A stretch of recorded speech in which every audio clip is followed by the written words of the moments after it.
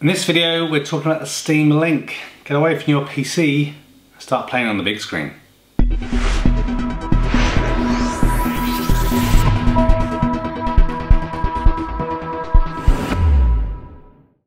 Okay, so I've had this sat on the shelf for a while now and not had time to get around to looking at it until today. So this is the Steam Link.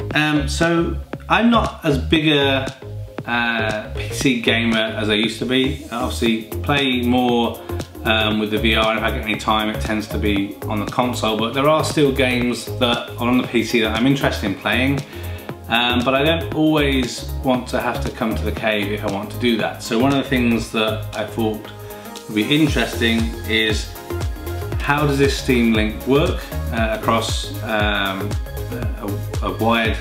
a wireless connection, between the cave and the house, and also perhaps I could connect this up to the big screen easier than having to connect the PC up. So I got this in one of the sales, so a lot cheaper than they are normally. I'm not sure if I'd spend full price on it. We'll see how we got on in this review.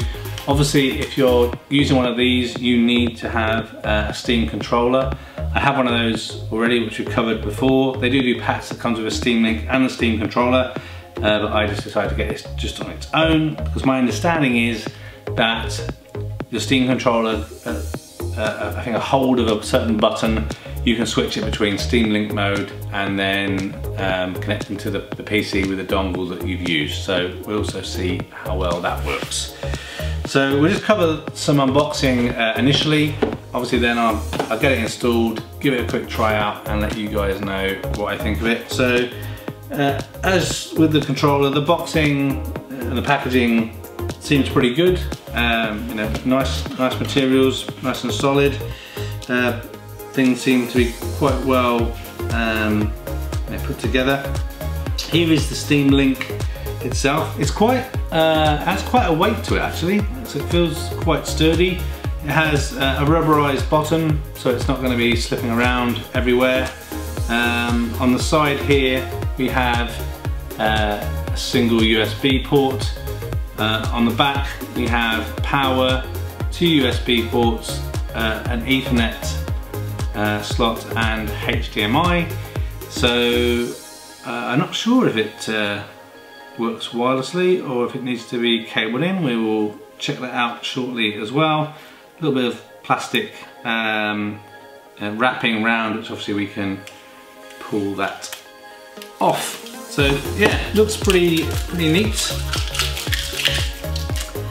Let's see what else is in the box. Okay, so put that out of the way. Okay, so here we have the Steam Link Quick Start Guide. So I'm not sure if we're expecting there to be too much in there. Product guide as well. Pop that over there.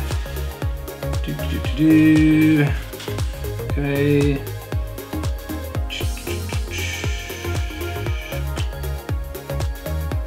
Okay, not sure. Oh, no, it looks like it has got wireless connectivity as well. So that's awesome.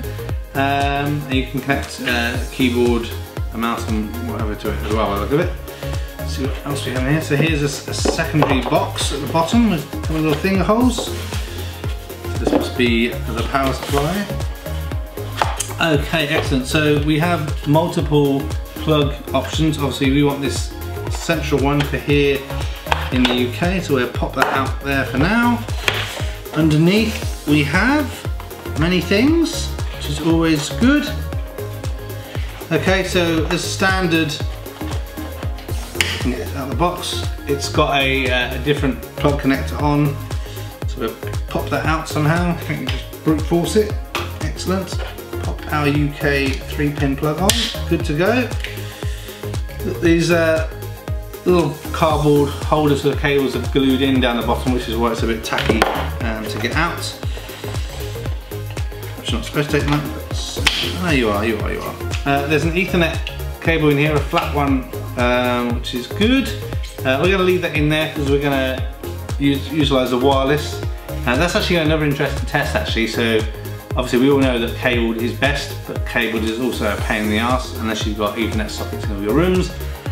Unfortunately I do not, and so I stick with the wireless. And then lastly in here we have the HDMI cable. So I think one of the things that I really like about this Steam gear already is the fact it comes literally with everything you need. So you possibly need an Ethernet cable, so you've got one.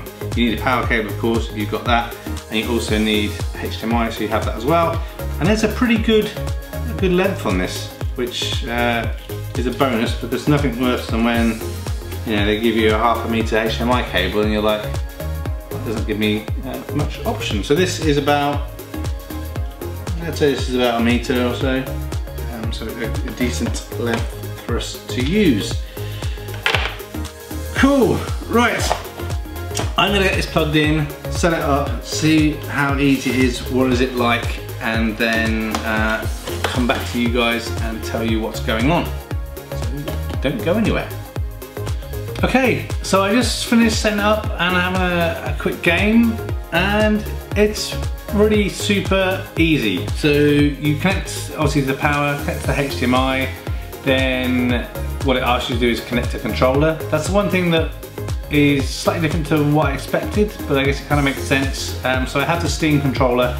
I thought I'd be able to communicate with it natively in terms of I didn't have to plug the dongle in that's currently in the PC, but I did. So I had to unplug that from the PC, plug that in to the link, and then that enabled me to get going. The first thing it's asking you to do is connect to the network, so it's on wireless. So you do that, then it's had to do lots of updates, and it's then looking on your network to see if you can find Steam running somewhere else.